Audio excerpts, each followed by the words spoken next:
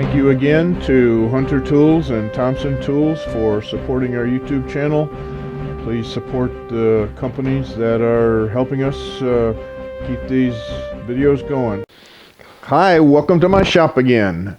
I want to take this opportunity again to thank all my subscribers and my supporters for all of these million views that I just crossed that threshold. So thank you so much for all your support.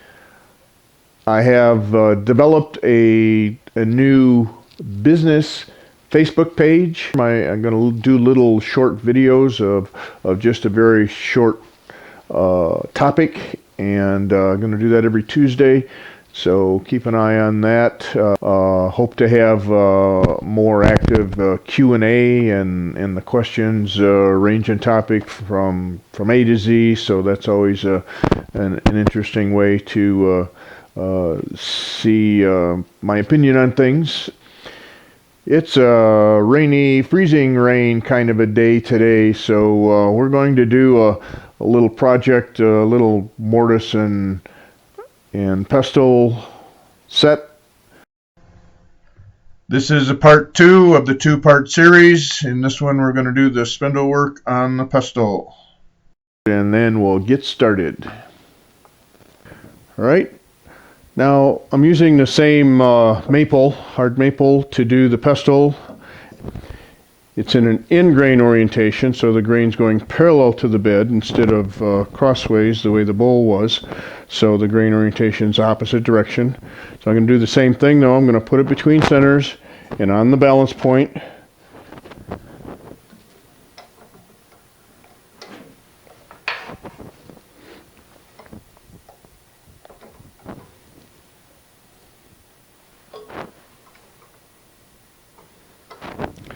Why am I going through this trouble? To get the speed of the lathe up. I want it on the balance point. I want to have the speed of the lathe going fast. Tonka tonka and slow lathe is not fun. It's not easy. It's not safe. So better to get the lathe going fast. Tighten it up.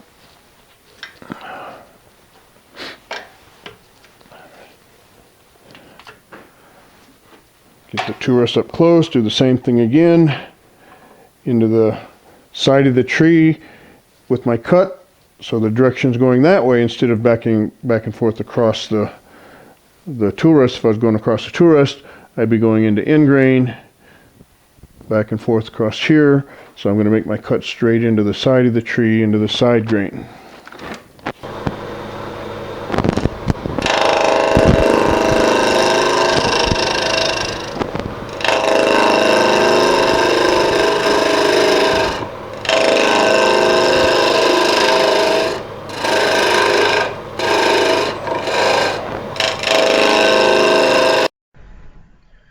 Okay, this is a push cut, following the bevel with every cut so that there's no bouncing, easy and quick.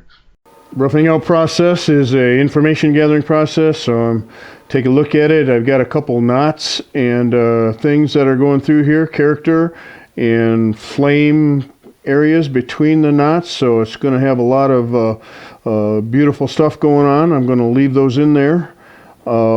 Hopefully that's not going to crack on me. There's always a risk when you have a knot that it's going to crack around the pith of the knot.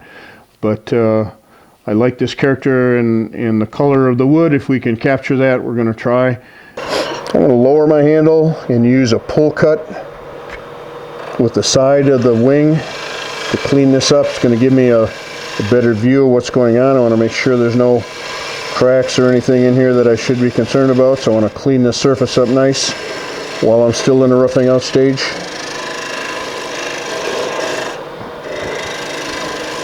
The diameter is going to be smaller than this, but I'm just giving myself information again.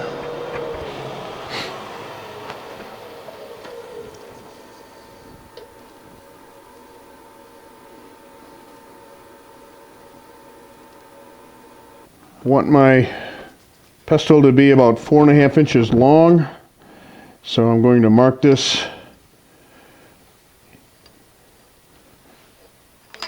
about here. Give me an idea where finished product is going to be. All right. So now I have to make a shape within that. I'm going to take the waste of wood away a little bit first, and then we'll get after it. Get a shape going. All right, I want this to be, at the largest diameter, maybe 1.5 inches thick, so I'm going to take this down a little bit more.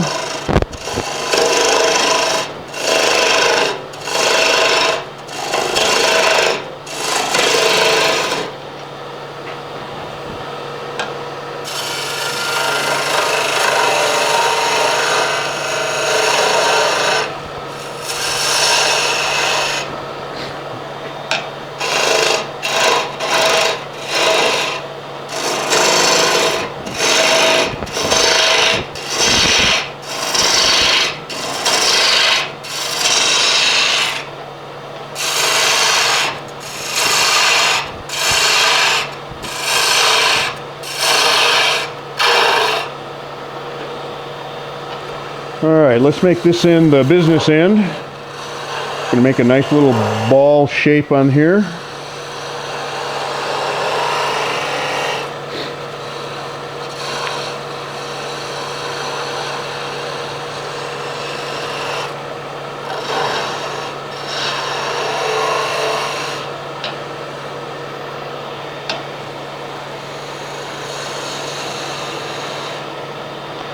And let's make a little OG down into here.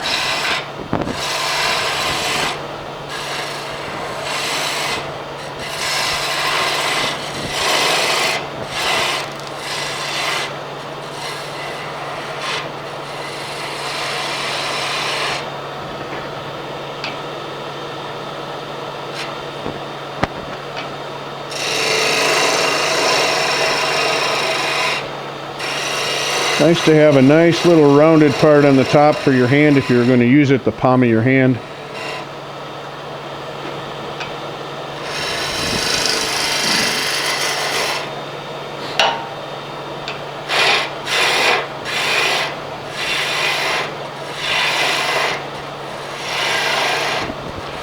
So we make a nice soft radius here and a little tighter one here.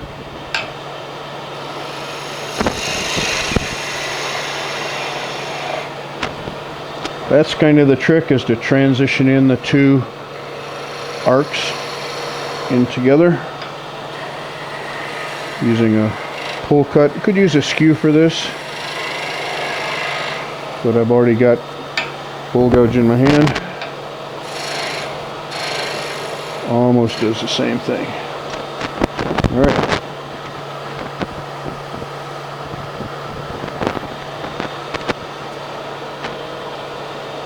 A little tougher to shear scrape on a spindle,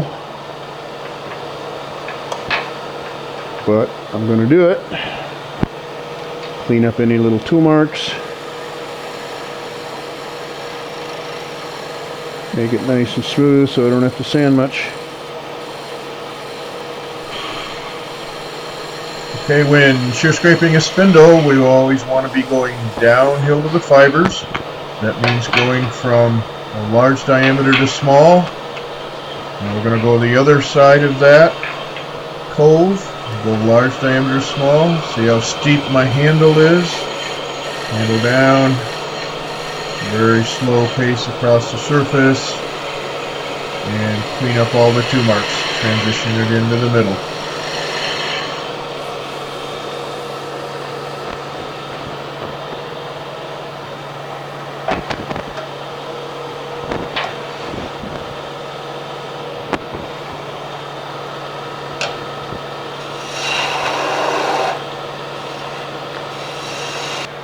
Okay, now I'm going to switch to a spindle gouge because it's got a little steeper grind. It allows me to get in the detail area underneath where I'm going to waste that away. So just gets me a little bit better access to the area before I part it off.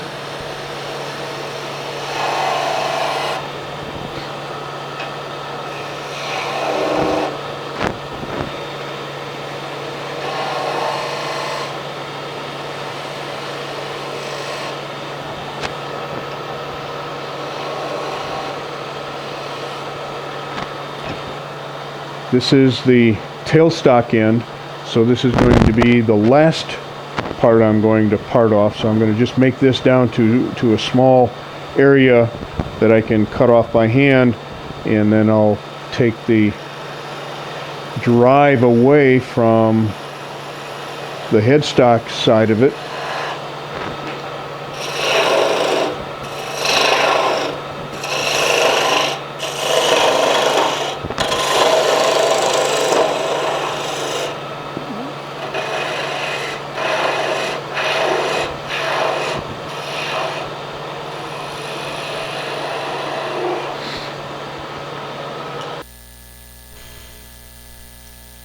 I don't normally like to use a parting tool to cut things off like this, but I don't have any room there between my drive center, so I'm going to do it. One of the things that I'm going to do is just before I make these final cuts, I'm going to go sharpen, so I'm using a very, very sharp tool. Now I'm going to ride the bevel on the side of the parting tool and follow the line of that arc. Watch my handle moving over. You can see I'm making a curved line there. Very gentle. I move the tool across the surface very, very slowly. The lathe is going fast, the tool is moving slow, and we'll part it off just a little bit away from the end so I can clean up the end with a little bit of sandpaper. Here it is, so it turned out nicely. Don't forget to subscribe. Thanks for watching, and don't forget to support our sponsors. See you next time.